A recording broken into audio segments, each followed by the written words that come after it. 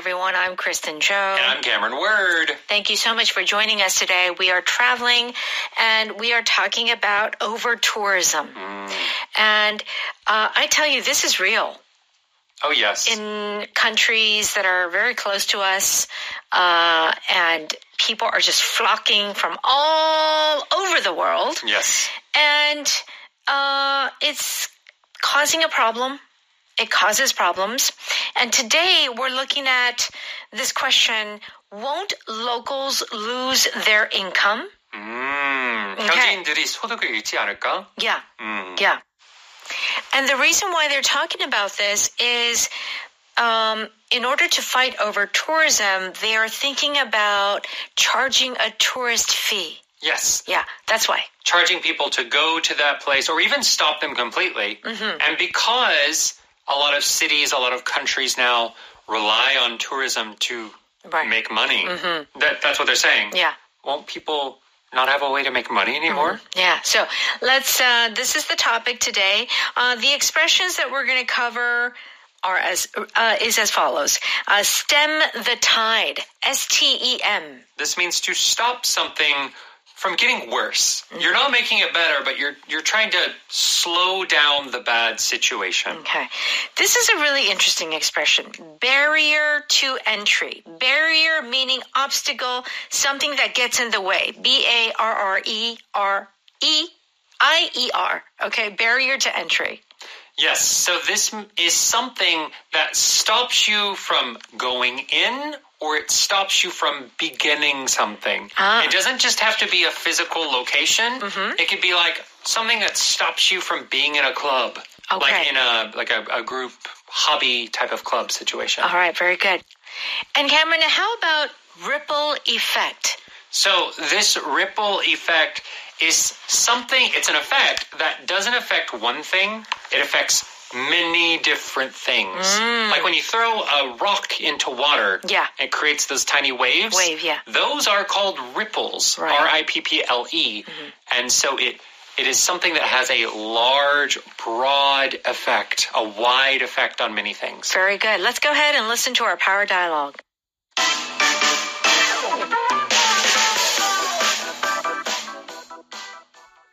If they stop tourism to these popular destinations, won't the locals lose their income? I don't think anyone wants to stop it altogether. They just want to stem the tide of tourists to keep it more manageable. How can they do that? Well, Venice started charging a €5 tourist fee to enter the city. But I doubt it will be a barrier to entry for most people. There must be a better solution. Yes, but if they do anything too drastic, it will have a ripple effect throughout the economy.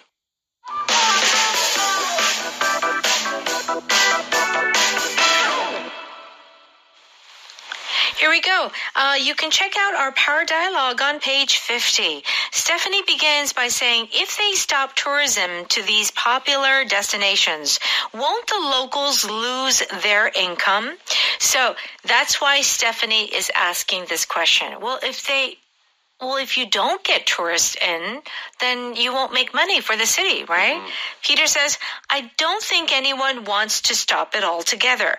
They just want to stem the tide of tourists to keep it more manageable. So Peter is saying, no. We will take tourists, but they want to stem the tide. Yes. Okay. Stem, S-T-E-M. So stem here in this case means to stop or hold back. And the tide, of course, is water that comes in and goes out. You know, with the gravity of the moon and the gravity of the sun. Sometimes the tide is high, sometimes the tide is low. Yeah. So it feels like the tourists are a wave and they're trying to put up a wall to stop more tourists from coming in. Right. There are just too many tourists. It's a flood of tourists. Yeah. So to stem the tide, they're trying to create barriers, obstacles to slow down the number of people coming in. So I have this imagery of these high-end brands, their shops. Recently, we see lines in front. Do we? We don't shop in the same places. So not all. But you'll see And so basically, it's not that they're not accepting the customers coming in, but they're trying to manage the number of people in the store at one time. Oh, can you do that? Yeah, they're doing it now. How many do they limit? Cameron, have you not been to like a I do all my store? shopping online. Okay.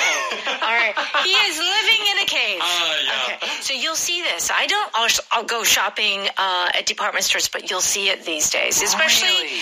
yeah, like I went to one city and they have their stores and you'll see lines. Even at department stores, So you'll they're see trying lines. to stem the tide. Stem the tide. Of the shoppers. That's right. And that's what's happening here too. Okay, so here it's like controlling the tide, basically. Yep. And then Stephanie says, how can they do that? Peter says, well, Venice started charging a $5 tourist fee to enter the city, but I doubt it will be a barrier to entry for most people. Okay. So Venice, they have a tourist fee. Yes. But it's only €5. Yeah. It's not a lot. Not a lot. Yeah. So Peter is saying, well, it's not a lot. So I think it's not going to make a difference. Mm-hmm. I doubt it will be a barrier to entry. That's Yes. what he says. And what does this mean? A barrier to entry is an obstacle that stops you from entering. In this case, entering the city. So this word barrier is a lot like obstacle. And recently I've seen a lot of conversations, a lot of things about barrier-free. In the sense of public transportation.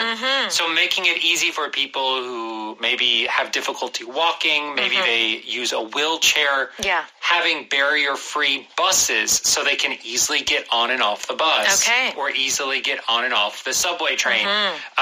So this barrier, that's that barrier we're talking about, an obstacle, something difficult that makes it hard to move. Okay, very good. So, Peter, what he's basically saying is that a $5 euro fee is not going to stop people from coming in. Yeah, if my hotel costs $200 versus $205, it doesn't really change. It doesn't. It doesn't really change. It doesn't. Okay. If I'm going to go or not. That's right. And Stephanie says, there must be a better solution. Our power pattern today is there must be. Yes. So what is she essentially saying? So actually, this entire sentence is used quite often. There must be a better solution. That there is must true. be a better answer. Yeah. It's like, I don't know what it is, but something has to exist to solve this problem. Right. She's saying, I don't think that $5 tourist fee is a good idea. Something, there has to be something better. Yeah. That is her feeling. Right. There has to be, there must be. You feel it in your bones that there is a better answer or a better solution. I don't know what it is. Yeah, I don't. But it is definitely there. Yeah, I know it in my heart. Okay. And Peter says, yes, but if they do anything too drastic, it will have a ripple effect throughout the economy. Okay. So if they do anything too drastic, and drastic is a very popular word used amongst native speakers, D-R-A-S-T-I-C. If something is drastic. So if something is drastic, it is very big. It is very different.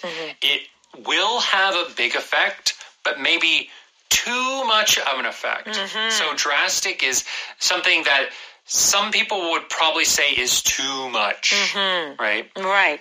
So if it's too drastic, it will have a ripple effect throughout the economy. Yes. So what kind of effect will happen throughout the economy? So these ripples, R-I-P-P-L-E, it's like whenever you take a stone and you throw it in a lake or a pond and you see those waves coming out in a circle, that is a ripple. Those are ripples. So in the same way, a ripple effect is an action and then it causes many different things to happen. It has a broad or wide-reaching effect. Right. So these drastic measures aren't just going to affect the tourism industry. It might affect the food industry, the entertainment industry, the manufacturing industry. Right. It will affect a lot of things. It will have a ripple effect on everything. Okay, very good. Let's go ahead and listen to that dialogue one more time. If they stop tourism to these popular destinations, Won't the locals lose their income? I don't think anyone wants to stop it altogether. They just want to stem the tide of tourists to keep it more manageable. How can they do that? Well, Venice started charging a €5 tourist fee to enter the city, but I doubt it will be a barrier to entry for most people. There must be a better solution. Yes, but if they do anything too drastic, it will have a ripple effect throughout the economy. Okay, it's time for Power Note. Please join us on pages 52 and 53. If you stem the tide, it means that you are managing, you are trying to stop something from continuing or getting worse. Yes. Kind of blocking it out a little bit. What is the government doing to stem the tide of job losses? They're creating some work programs and making small business loans easier to get. Okay. So the idea of stemming the tide of job losses, it's like, I feel like with this expression, is it just all of a sudden, how is this, what are you doing to stop something? So you're not actually stopping it completely. Yeah. You're only stopping it from getting worse. Okay, that's the point. So here with the job losses might continue, but they won't happen as quickly. They're trying to stop the speed of the job losses. Right.